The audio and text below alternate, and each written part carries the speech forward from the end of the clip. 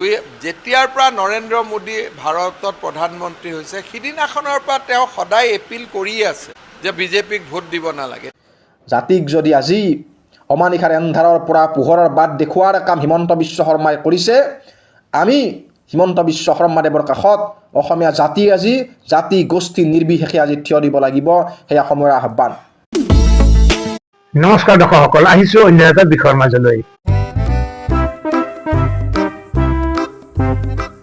বিশিষ্ট বুদ্ধিজীৱী তথা পণ্ডিত ডক্টৰ হীৰেন গোহাঁইয়ে বিজেপিক ভোট দিবলৈ মানা কৰিছে।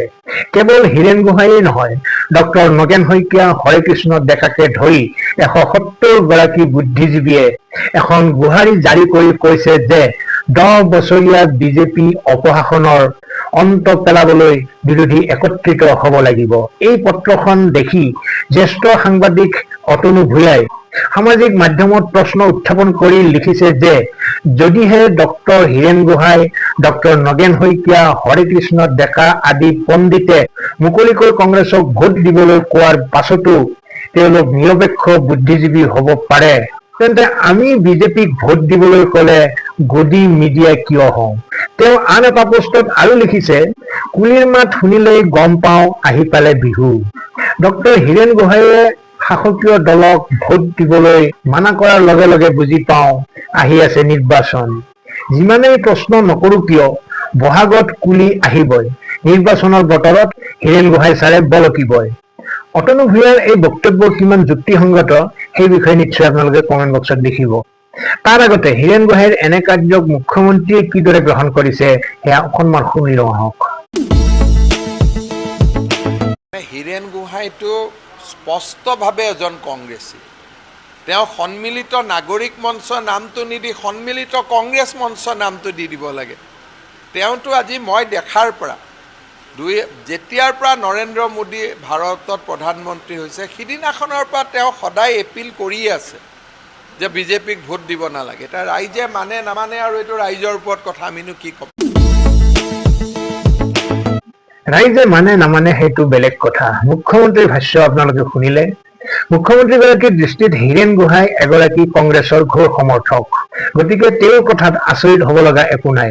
সমৰ্থক যিহেতু তেওঁ সমৰ্থনত কথা ক'বই।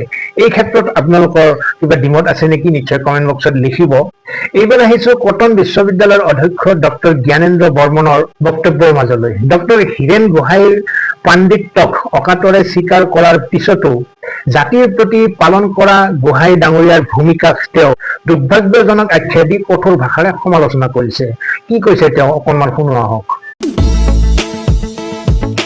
অসমৰ এজন সন্মানীয় বুদ্ধিজীৱী, তেখেতৰ বৌদ্ধিক প্ৰতিভাক আমি কোনেও অস্বীকাৰ নকৰোঁ।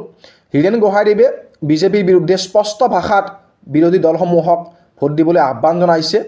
বিৰোধী দলৰ মুখপাত্ৰ বা অসমত এটা অভিভাৱকৰ ভূমিকা তেওঁ পালন কৰি কংগ্ৰেছেই হওক বা ৰাইজৰ দল এটা মাৰ্গদৰ্শন কৰি আছে বৌদ্ধিকভাৱে, আমি দেখিছোঁ। তেখেতৰ ইয়াক গণতান্ত্ৰিক অধিকাৰ কৰিব পাৰে, কিন্তু তেখেতে যিকেইটা বিন্দু উত্থাপন কৰিছে, অস্তিত্ব বিজেপি আহিলে অস্তিত্ব নাইকিয়া হ'ব, অসমীয়া জাতিয়ে দীৰ্ঘদিন ধৰি অস্তিত্বৰ সংকটত পৰি আছে বাংলাদেশী অনুপ্ৰৱেশকাৰীৰ পৰা, বাংলাদেশী মিয়াৰ আগ্ৰাসনৰ পৰা। অসমৰ সত্ৰৰ মাটি বাংলাদেশী মিয়াই বেদখল কৰিলে, হীৰেন গোহাঁই দেখিছে এইবোৰ। লক্ষ লক্ষ বিঘা ভূমি বাংলাদেশী মিয়াই দখল কৰিছে, হীৰেন গোহাঁই দেখিছে এইবোৰ। জনগাঁথনি সলনি হৈ গ'ল, অসমৰ অন্যায়ভাৱে আমাক আমাৰ ঘৰতে ভগনীয়া কৰাৰ ষড়যন্ত্ৰ চলিল। অসমৰ কেইবাখনো জিলাত খিলঞ্জীয়া ৰাজনৈতিক অধিকাৰ হেৰুৱাই পেলালে। সংকট কোনে কঢ়িয়াই আনিছে? কংগ্ৰেছ চৰকাৰৰ দিনতে এইবোৰ হোৱা নাই জানো?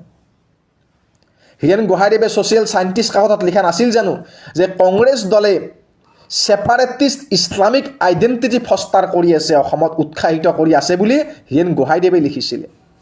অসমীয়াৰ জাতীয় আকাংক্ষাক ভেঙুচালি কৰাৰ কাম কৰিব নালাগে। তেখেতে অসমৰ বাহিৰত গৈ অসম আন্দোলনক বদনাম কৰাৰ কাম কৰিছিলে, অসম আন্দোলনৰ অহিংস প্ৰকৃতিক মান্যতা দিবলৈ অস্বীকাৰ কৰিছিলে। হীৰেন গোহাঁইদেৱে ঔৰংজেবে মন্দিৰ ভঙা কাৰ্যকো পৰোক্ষভাৱে সমৰ্থন দিছে, সুৰক্ষা দিছে। হীৰেন গোহাঁইদেৱে কিয় কৰিছে এইবোৰ মন্দিৰ ভঙা কাৰ্য? ঔৰংজেবে জাজিয়া কৰ লগাইছিলে হিন্দুৰ ওপৰত, সেই জাজিয়া কৰৰো তেওঁ বেলেগ ব্যাখ্যা আগবঢ়াব বিচাৰিছে, ঔৰংজেবক সুৰক্ষা দিয়াৰ কাম কৰিছে। অথচ ঔৰংজেবৰ জীৱনী লিখাই জীৱনীকাৰে স্পষ্ট ভাষাত লিখি থৈ গৈছে যে ঔৰংজেবৰ এটা অসহিষ্ণু ধৰ্মীয় পলিচিৰ অংশ আছিলে মন্দিৰ ধ্বংস। ঔৰংজেবকো সুৰক্ষা দিব বিচাৰে, বাংলাদেশী মিয়াক সুৰক্ষা দিব বিচাৰে, কোনখন সুৰক্ষিত অসম নিৰ্মাণ কৰিব গোহাঁই ডাঙৰীয়া? কথাবোৰ নিৰপেক্ষভাৱে চিন্তা কৰাৰ মানসিকতা আপুনি হেৰুৱাই পেলাইছে। নিৰপেক্ষ চিন্তা, বস্তুনিষ্ঠ চিন্তা, তথ্যগত চিন্তা, আপোনাৰ কলমেদি এন্ধাৰ, আপোনাৰ কলাচী আহিয়ে সমাজত এন্ধাৰ বিয়পোৱাৰ কাম কৰিছে। কিন্তু আমাৰ প্ৰাৰ্থনা মতে আমি আগুৱাই যাম। তমসো মা জ্যোতিৰ্গময়। জাতিক যদি আজি অমানিশাৰ এন্ধাৰৰ পৰা পোহৰৰ বাট দেখুওৱাৰ কাম হিমন্ত বিশ্ব শৰ্মাই কৰিছে, আমি হিমন্ত বিশ্ব শৰ্মাদেৱৰ কাষত অসমীয়া জাতি আজি জাতি গোষ্ঠী নিৰ্বিশেষে আজি থিয় দিব লাগিব। সেয়া সময়ৰ আহ্বান। ক্ষোভ, ৰাগ, বিৰাগ আমাৰো আছে, কিছুমান বিষয় থাকিব, কিন্তু ৰাজনীতিৰ ঊৰ্ধত জাতিটো ৰক্ষা কৰিব লাগিব। জাতি ৰক্ষাৰ কাম যিয়ে কৰিছে আমি তাৰ কাষত থিয় দিব লাগিব। ধন্যবাদ। মোগলৰ ধ্বংসাত্মক কৰ্মকাণ্ডৰ সপক্ষে যুক্তি বিচাৰি পোৱা, ঔৰংজেবে লগোৱা জিজিয়া কৰক মান্যতা প্ৰদান কৰা ডক্টৰ হীৰেন গোহাঁয়ে নেদেখে সত্ৰ বনাঞ্চলৰ ভূমি বেদখল হোৱাটো। তেওঁ চিন্তিত নহয় ডেমোগ্ৰাফিৰ সলনিয়ে অনা ভাবুকিক লৈ। ডক্টৰ জ্ঞানেন্দ্ৰ বৰ্মনৰ বক্তব্যৰ সৈতে আপোনালোকৰ একমত আছেনে, দ্বিমত আছে, সেই বিষয়ে নিশ্চয় আপোনালোকে কমেণ্ট বক্সত লিখিব। শেষত মই এটা কথাই ক'ব বিচাৰোঁ, যি কৰে আপোনালোকে সামগ্ৰিকভাৱে অসম আৰু অসমীয়াৰ কথা চিন্তা কৰি কৰিব, অন্যথা জাতিটোৰেই বিপদ। যি নহওক, আজিলৈ এৰিছোঁ। ভালে থাকক, কুশলে থাকক। নিৰ্বাচন ওচৰ চাপি আহে মানে এনেধৰণৰ তিক্ততা, বিক্ততা, বিভিন্ন ধৰণৰ কথা আহিয়ে থাকিব। আমিও নিশ্চয় সেইবিলাকৰ প্ৰতি তীক্ষ্ণভাৱে নজৰ ৰাখিম। ধন্যবাদ।